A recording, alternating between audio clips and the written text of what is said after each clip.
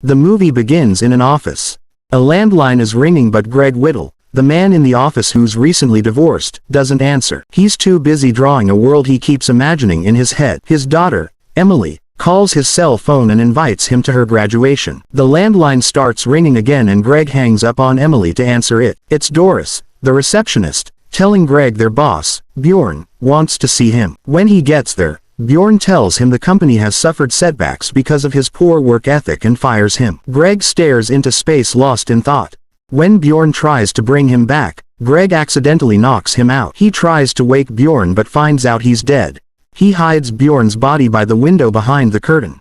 He lies to Doris that he hasn't seen Bjorn so he's leaving. He tells her to let him know when Bjorn comes around. Greg goes to a bar right across the street and orders a drink. A woman stares at him for a while and moves her fingers at him. "You're real," she says, but Greg doesn't understand. She shows him something, this time moving her fingers at a waiter carrying some glasses on a tray. The tray falls off. She introduces herself as Isabel and invites him to her seat. Greg declines but she tells him she knows he needs an alibi. He sits with her and she points at Bjorn's body behind the curtain. She tells him she's going to help him out but first he needs to fetch a necklace from her ex-boyfriend, Kendo, who's in the bathroom. He asks her why she wants the crystals and she tells him there are crystals carrying superpowers inside the necklace. Greg sees Kendo drunk and unconscious holding the necklace and takes it. Isabel drugs Greg's drink with a crystal. They drink together and Isabel asks Greg to give her his hands. While she holds them, she uses her mind to open the window and let Bjorn's body fall into a van downstairs. People gather at the scene and Greg joins them. Isabel takes Greg away and asks him to lie low to avoid being questioned by the police. She takes him to her shabby hideout. While watching the news on Isabel's TV, Greg finds out that Bjorn's death was ruled a suicide. He starts packing his things but Isabel asks him to stay. They have a drink and Greg tells her he feels bad about Bjorn's death. She tells him that Bjorn isn't a real person and in time, his guilty conscience would fade away. Isabel teaches Greg how to light candles just by waving his fingers and a lighter at them. At dinner, Greg tells her of his fantasies and shows her his drawings of a place and a woman. She tells him those things aren't fantasies but parts of his real life. She tells him the woman in the drawing is her and she shows him how much they both look alike. She tells Greg they're soulmates and they share a kiss. Emily goes to her brother, Arthur, and asks him for help finding their dad. Arthur shows no interest and advises her to do the same. At the same time, Greg and Isabel are having fun in a roller rink, making out, taking the crystals, and using their telekinetic powers on everyone. Greg stops developing a guilty conscience. They deliberately get themselves arrested and then bail themselves out.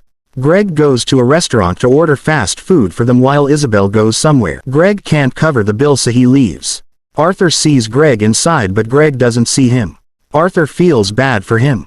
The waiter meets Greg at the back of the restaurant and gives him some recently expired food. Isabel shows up and they eat together. Isabel takes him to the place where Kendo makes the crystals. She asks him to wait outside while she goes in. Emily is close by after Arthur tipped her on where their dad is. She meets Greg and asks that he follow her.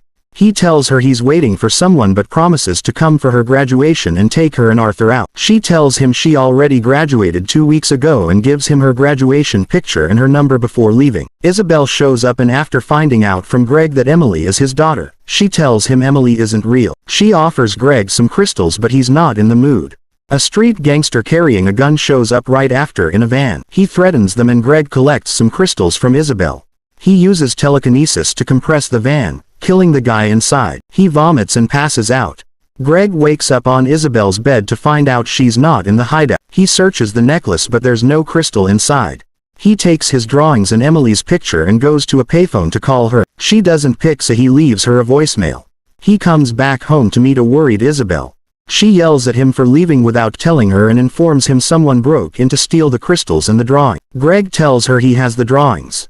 She scolds him for taking them and finds Emily's picture in his pocket. She tells him she's afraid he's getting attached to the mirage world they are in and she can't stand it. Greg suggests they stop seeing each other and she slaps him for it. She tells him everything should have been clear to him already. Greg accused her of playing tricks on his mind all along and says he never believed the things she was saying. He asks her to prove everything she's been saying so she brings out some blue crystals from a box. She tells him those crystals will take them out of the simulation and back into the real world. They are supposed to take 10 each but there's only enough for one person. Isabel decides to risk it anyway. They split the crystals equally and inhale them through a vaporizer.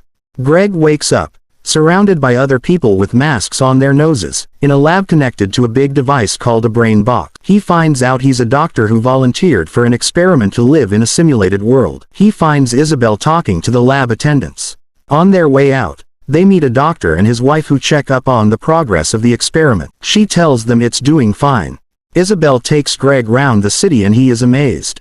Although he lost his memories of his time in the real world, it's exactly like it is in his fantasies. While they go around the city, Emily is in the simulation looking for her dad. In the evening, Isabel tells Greg about how the real world became so perfect and why she created that simulated reality. She tells him she's afraid he would never get his memory back, but he says he doesn't mind. She shows him his favorite invention and Greg is blown away.